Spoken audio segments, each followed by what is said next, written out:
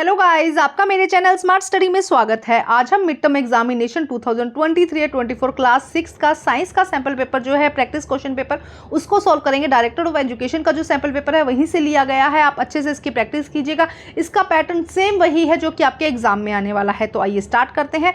सबसे पहले यहाँ सेक्शन ए दिया गया है जिसमें 1 to 12 क्वेश्चन है। हर क्वेश्चन 1 मार्क्स का है। टोटल ये है 12 मार्क्स का और मल्टीपल चॉइस क्वेश्चन है। आपको ऑप्शन दिया जाएगा, आपको वहाँ से सेलेक्ट करना होगा। तो आइए स्टार्ट करते हैं। क्वेश्चन नंबर 1 देखो क्या कहा गया है। The substance which is essential for maintaining life and growth is called. ऐसा सब्सटेंस जो क्या करता है लाइफ के लिए, मेंटेन करने के लिए, लाइफ को ग्रोथ करने के लिए जरूरी है, एसेंशियल है। स्टार्च, कर्वी, विटामिन या न्यूट्रिएंट। तो ए आंसर यहाँ पे क्या हो जाएगा, सही हो जाएगा, न्यूट्रिएंट। नेक्स्ट क्वेश्चन देखिए, कार्बोहाइड्रेट आर फाउंड। कार्बोहाइड्रेट किस में मिलेगा, कैरेट में, लेमन में, पल्सेस में या राइस में। तो बिल्कुल आपको पता होगा ए, राइस के अंदर क्या होता है, कैरेट। राइस के अंदर क्या होता है, कार्बोहाइड्रेट। क्वेश्चन नंबर 3 देखिए क्या कहा गया। Protein help us. प्रोटीन हमारी हेल्प करता है in body building, softening in the skin, softening of the skin, making immunity या नन ऑफ दिस। तो देखो कहाँ पे हमारे सबसे जो प्रोटीन का काम है वो क्या है, बॉडी बिल्डिंग में, हमारी बॉडी बनाने में, हमारे शरीर के निर्माण में और विकास में हेल्प करता है। तो ए आंसर यहाँ पे क्या हो जाएगा, करेक्ट हो जाएगा। क्वेश्चन नंबर 4 देखिए, the percentage of water in our body. हमारे बॉडी के अंदर वाटर की कितनी परसेंटेज है, तो ये आपको पता होगा 70%। क्वेश्चन नंबर 5 देखिए क्या कहा गया है। कॉम्बिनेशन ऑफ 2 और मोर सेल इज कॉल्ड। देखो ये एक सेल है, ये दूसरा सेल होगा, ये तीसरा सेल होगा। तो वो कह रहे हैं कि कॉम्बिनेशन ऑफ 2 और मोर सेल को हम क्या कहते हैं, अ बैटरी। जब 2 या 2 से अधिक सेल को जोड़ दिया जाता है तो उसे क्या कहा जाता है, बैटरी। ए यहाँ पर सही हो जाएगा। क्वेश्चन नंबर 6 देखिए, a device that break the circuit is called. ये देखो ये एक सर्किट है, ये देखो ये पॉजिटिव है, इसका नेगेटिव है। यहाँ पे हमने बल्ब लगा दिया और ये देखो अब ये क्या कर रहा है, ये चीज़ जो है क्या कर रही है, इसको या तो जोड़ रही है या क्या कर रही है, ब्रेक कर रही है। तो इसे हम क्या कहते हैं, स्विच। इसको क्या कहा जाता है, स्विच क्या करता है, एक सर्किट को जोड़ता है या तोड़ता है, या तो ब्रेक करता है या उसको कनेक्ट करता है। क्वेश्चन नंबर 7 देखिए, the filament of a bulb is made up. ये देखो ये एक बल्ब है, ये जो फिलामेंट है इसे हम फिलामेंट कहते हैं। ये किसका बना होता है, ये टंगस्टन का बना होता है। ए आंसर यहाँ पे क्या है, सही है। क्वेश्चन नंबर 8 देखिए, प्लास्टिक इज एन। प्लास्टिक क्या है, insulator, conductor, both of this and none of this. तो प्लास्टिक क्या होता है, प्लास्टिक जब भी आपने देखा होगा, जब बिजली का कोई काम किया जाता है तो प्लास्टिक की जब चेयर ली जाती है या प्लास्टिक की चीज़ें पहनी जाती है, क्यों, क्योंकि उसमें से इलेक्ट्रिसिटी पास होकर नहीं जाते। तो जिसमें से इलेक्ट्रिसिटी पास होकर नहीं जाते उसे इंसुलेटर कहते हैं। तो ए आंसर यहाँ पे सही हो जाएगा। क्वेश्चन नंबर 9 देखिए क्या कहा गया है, थोड़ा सा इस तरह से करते हैं। क्वेश्चन नंबर 9 में क्या कहा गया, a bar magnet is emerge in a heap of iron filing and pull out the amount of iron filing cleaning ओडिंग। देखो क्या कहा जा रहा है कि ये हमने क्या लिया, एक आयरन, एक हमने बास्केट लिए है जिसमें क्या है, आयरन फिलिंग है, मतलब छोटे छोटे आयरन के टुकड़े हैं, बुरादा जिसे नहीं कहते आयरन का, वो है। अब यहाँ पे हमने क्या किया है, एक मैग्नेट रख दिया है। यहाँ पे हमने क्या किया है, एक मैग्नेट रख दिया, इतना किया।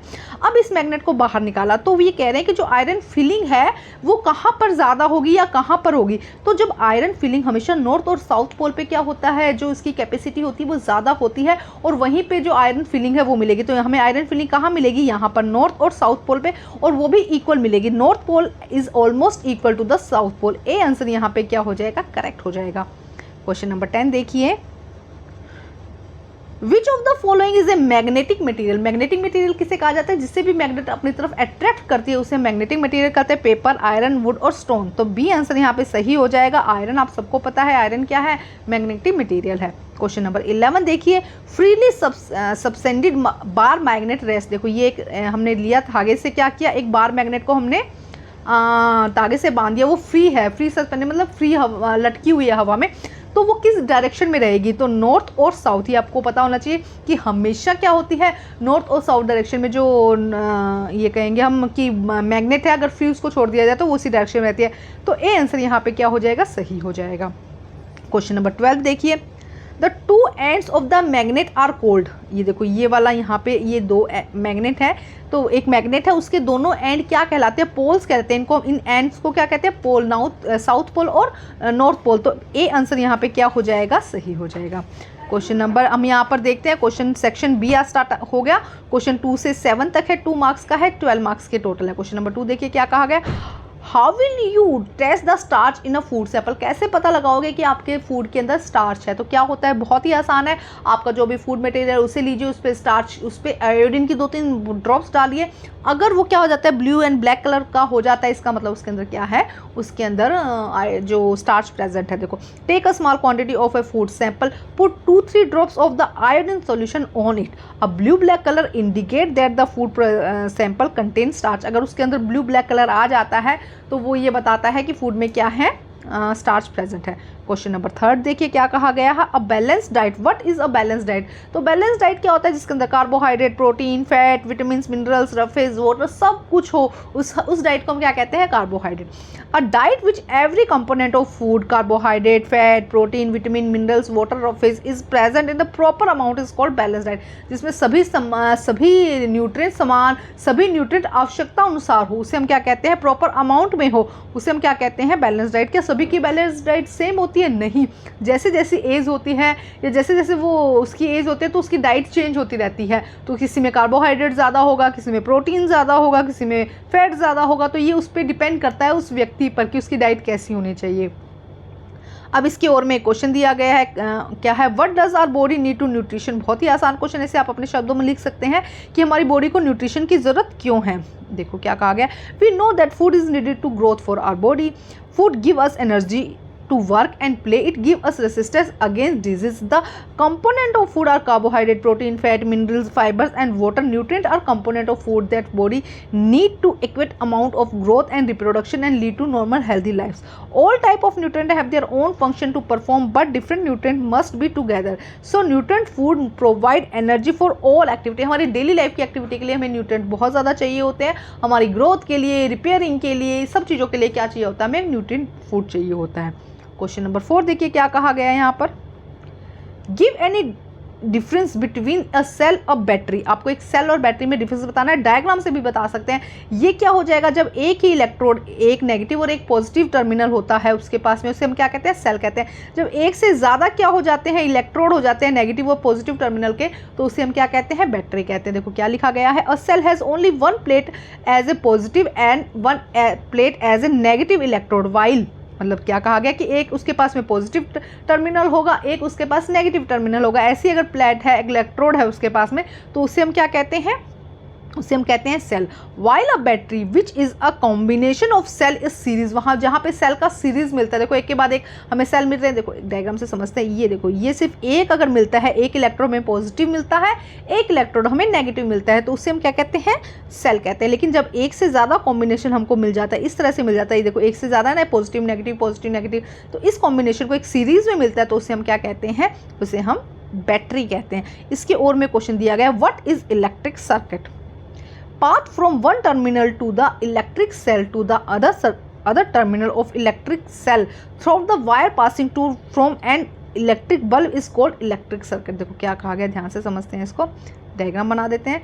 यहाँ पे एक इलेक्ट्रिक सर्किट लिया हमने, यहाँ पे बैटरी ली, या हम यहाँ पे सिर्फ पॉजिटिव और नेगेटिव टर्मिनल लेते हैं, यहाँ पे हमने बल्ब ले लिया और यहाँ पे एक स्विच लगा दिया। तो जब क्या होती है, इस एक सेल टू द टर्मिनल, एक टर्मिनल से दूसरे टर्मिनल पर वायर के थ्रू क्या होती है, पास होती है, और इलेक्ट्रिक बल्ब ग्लो भी कर जाता है, तो इसे हम इलेक्ट्रिक सर्किट कहते हैं। अगला क्वेश्चन भी इसी से रिलेट करता हुआ है, how does the light bulb glow from produce light. एक बल्ब में लाइट किस तरह से प्रोड्यूस होती है, a thin wire like a structure known as a filament present inside the bulb. Bulb के अंदर, से कि ये बल्ब है ना, ये एक बल्ब है, तो इसके अंदर इस तरह से एक फिलामेंट लाइक स्ट्रक्चर होते हैं, ज़रूर आपने देखी होगी। पहले के बल्ब में आता था, अब तो इतना वाइट वाला होता है उसमें नहीं पता चलता है। पहले दूसरे बल्ब आते थे, ट्रांसपेरेंट होते थे, उसके अंदर साफ दिखता था, इस तरह का एक थिन वायर दिखता है जिसे फिलामेंट कहते हैं, जो कि टंगस्टन का बना होता है। When a switch off the bulb electricity pass, जब इसके अंदर से इलेक्ट्रिसिटी पास की जाती है, filament cause to heat. Filament में क्या होता है, हीट पैदा होती है, तो ग्लो टू प्रोड्यूस लाइट, और वो क्या करता है, चमक देता है, लाइट देता है। In this process the electric energy change to the light energy, जिसमें क्या है, इलेक्ट्रिक एनर्जी किसमें कन्वर्ट हो रही है, लाइट एनर्जी में। नेक्स्ट देखिए क्वेश्चन क्या कहा गया, question number 6, true and false है, हमें बताना है। Electric current can flow through out the metal. Metal में क्या इलेक्ट्रिक करंट पास होता है, बिल्कुल। मेटल क्या होते हैं, मेटल होते हैं इलेक्ट्रिक के कंडक्टर होते हैं, जो क्या करते हैं, अपने में से लाइट पास करते हैं। आपने देखा होगा वायर बने होते हैं, वो किसके बने होते हैं, कॉपर के, इन सब मेटल्स के बने होते हैं, जिसमें क्या होता है, इजीली पास हो जाता है। तो ये क्या हो जाएगा, true statement. Next, instead of metal wires a jute string can be use to make a circuit. क्या मेटल वायर के अतिरिक्त या उसके अलावा हम जूट से भी क्या बना सकते हैं, वायर बना सकते हैं? नहीं बना सकते। क्यों? क्योंकि जूट क्या होता है, कंडक्टर होता है, इंसुलेटर होता है। Electric current can pass through a sheet of thermocol. Thermocol की शीट में भी क्या इलेक्ट्रिक करंट पास हो सकता है? नहीं, क्योंकि वो भी क्या है, एक इंसुलेटर है। देखो हमने आंसर दे दिया। नेक्स्ट क्वेश्चन है फिलिंग द ब्लैंक्स। देखो क्या कहा गया है फिलिंग द ब्लैंक्स में, फर्स्ट क्वेश्चन में क्या कहा गया है, when a bar magnet is broken each or broken part will have to। देखो ये एक बार है, ये एक मैग्नेट है, इसको बीच में से कट कर दिया, इसका नॉर्थ पोल है, इसका साउथ पोल है, तो कट कर दिया तो ये इस तरह से हो जाएगा, ये इसका नॉर्थ था, ये अब ये वाला इसका साउथ हो जाएगा और ये वाला इसका क्या हो जाएगा, नॉर्थ, और ये क्या हो जाएगा, साउथ। तो हर चाहे छोटे से छोटा पीस क्यों ना हो मैग्नेट का, उसमें कितने पोल्स होते हैं, उसमें 2 पोल्स रहते हैं हमेशा। नेक्स्ट देखिए क्या कहा गया है यहाँ पर, in a bar magnet magnetic attraction is dash near its end. इसके एंड पर क्या होता है, अट्रैक्शन क्या होता है, ज़्यादा होता है, तो मोर अट्रैक्शन आ जाएगा। यहाँ पे क्या आ जाएगा, मोर। देखो यहाँ पे कम होता है इसके बीच में, और किनारों पर जो इसके सिरे हैं, जो इसके पोल्स हैं, वहाँ पे अट्रैक्शन की जो कैपेसिटी है वो ज़्यादा होती है। नेक्स्ट क्वेश्चन देखिए क्या कहा गया, सेक्शन सी स्टार्ट हो गया है। 8 to 11 क्वेश्चन है, 3 मार्क्स का हर क्वेश्चन है, टोटल है 12 मार्क्स के। क्वेश्चन नंबर 8 देखिए, what is malnutrition and what are its harmful effect. उसके हार्मफुल इफेक्ट क्या हो सकते हैं। Malnutrition is a physical state. देखो पहले समझो माल न्यूट्रिशन क्या होता है, जब भी किसी पोषक तत्वों के शरीर में लगातार लंबे समय तक कमी होती है तो उसे हम क्या कहते हैं, माल न्यूट्रिशन कहते हैं, और उसकी वजह से अलग अलग बीमारियां हो सकती है। देखो malnutrition is a physical state a person resulting either from a imbalance diet, अगर वो बैलेंस डाइट नहीं लेता है, from physical inability to absorb nutrient properly due to the some disease, the harmful effect of the malnutrition. देखो क्या कहा जाए, एक फिजिकल स्टेट है जब लंबे समय तक क्या नहीं लिया जाता, एक इम्बैलेंस डाइट ली जाती है, मतलब बैलेंस डाइट नहीं ली जाती, इम्बैलेंस डाइट ली जाती है, इम्बैलेंस डाइट ली जाती है, जिसकी वजह से क्या होता है, न्यूट्रिएंट शरीर को मिल नहीं पाते हैं, और क्या हो जाता है, रोगों से लड़ने की क्षमता कम हो जाती है, बीमार जल्दी पड़ जाता है, इसके ये हार्मफुल इफेक्ट है। तो देखो क्या है, deficiency of any nutrient of our diet cause to disease. सबसे पहला रीजन है डिजीज हो जाएगी। सेकंड आप कह सकते हैं एनर्जी नहीं रहेगी, किसी काम करने में मन नहीं करेगा, एनर्जी नहीं होगी ना, तो जो भी पर्सन है वो हेल्दी सा नहीं दिखेगा, उसका फेस भी ऐसे मुरझाया हुआ सा ही नजर आएगा। Deficiency of protein cause kwashiorkor disease, ये एक डिजीज का नाम लिख सकते हैं। Deficiency of carbohydrate and protein cause to marasmus, ये डिजीज के नाम है, ये आपकी चैप्टर दिया गया है, इसमें से आप एक बार डिजीज के नाम जरूर से याद कर लीजिएगा। स्कर्वी सी की कमी की वजह से होते हैं, विटामिन सी की वजह से, रिक्टस की डी की वजह से रिक्टस की होती है, ये सब चीज़ें पढ़ लीजिएगा। अब क्वेश्चन नंबर 9 देखिए क्या कहा गया है, why should an electrician use rubber gloves while repairing an electric switch at your home.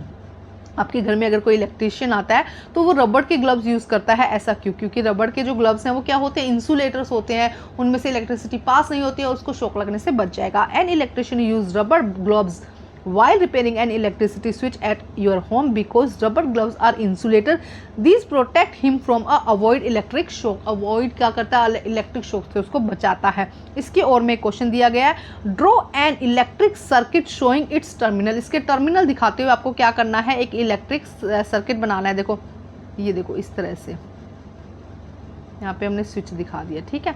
अब देखो इसको एक थोड़ा सा अच्छे से बनाती हूँ मैं। देखो यहाँ पे ये दिखाया हमने, अब दिखाना ये इसका पॉजिटिव टर्मिनल है, ये नेगेटिव टर्मिनल है। यहाँ पे हमने इसका क्या दिखा दिया, ये इसका देखो थोड़ा सा बल्ब अच्छे से दिखाती हूँ, एक सेकेंड। ये इसका नेगेटिव टर्मिनल है, अब ये इसका बल्ब हो गया, ठीक है। अब यहाँ पे यहाँ से लेके गए और ये देखो ये इसका स्विच हो गया है। अभी देखो ये कनेक्शन क्या है, बिल्कुल जुड़ा हुआ नहीं है, इसलिए यहाँ पे बल्ब ग्लो नहीं करा। हम इसकी सेकंड कंडीशन इस तरह से बना देते हैं, ठीक है। देखते जाओ आप, यहाँ पे देखो अब हमने क्या किया, ये कनेक्शन यहाँ पे स्विच ऑन कंडीशन है, ये क्या है ऑन कंडीशन, ये क्या है ऑफ कंडीशन। अब यहाँ पे बल्ब क्या करेगा, ग्लो कर जाएगा। ये इसका नेगेटिव है, इसका पॉजिटिव टर्मिनल। अब यहाँ पे बल्ब ग्लो कर जाएगा। तो ये इस तरह का एक टर्मिनल आपको चाहे ऑफ या ऑन की कंडीशन में बनाना है। नेक्स्ट क्वेश्चन नंबर 10 देखिए, difference between a conductor and an insulator with example. आपको एग्जांपल बताना, एग्जांपल के साथ में बताना है। तो आइए देखते हैं, करते हैं स्टार्ट इसको। देखो क्या कहा गया, कंडक्टर। देखो सबसे पहले conductor, conductor is a material that allow an electricity current to pass through it. एक ऐसा मटेरियल जो क्या करता है, अपने में से इलेक्ट्रिसिटी को पास करवा देता है। For example copper, aluminium, zinc, iron and etcetera. Insulator is the material that does not allow to the an electric current to pass through, जिसमें से इलेक्ट्रिसिटी पास नहीं हो सकती उसे हम इंसुलेटर कहते हैं। फॉर एग्जांपल वुड, रबड़ या प्लास्टिक, ये सब आप लिख सकते हैं। नेक्स्ट क्वेश्चन देखिए क्या है, question number 11, right any 3 properties of a metal. Metal की 3 प्रॉपर्टीज बतानी है। It attract object made by निकल, कोबाल्ट एंड आयरन। निकल, कोबाल्ट और आयरन से बने हुए जो भी थिंग्स है या ऑब्जेक्ट्स हैं उनको अपनी तरफ अट्रैक्ट करता है। Like pole are to magnet repel each other, एक जैसे कि अगर ये नॉर्थ और ये भी नॉर्थ, ये मैग्नेट लिया हमने और दोनों का नॉर्थ सिरा एक दूसरे के पास है तो वो क्या करेगा, रिपेल करेगा, मतलब एक दूसरे से दूर भागेगा।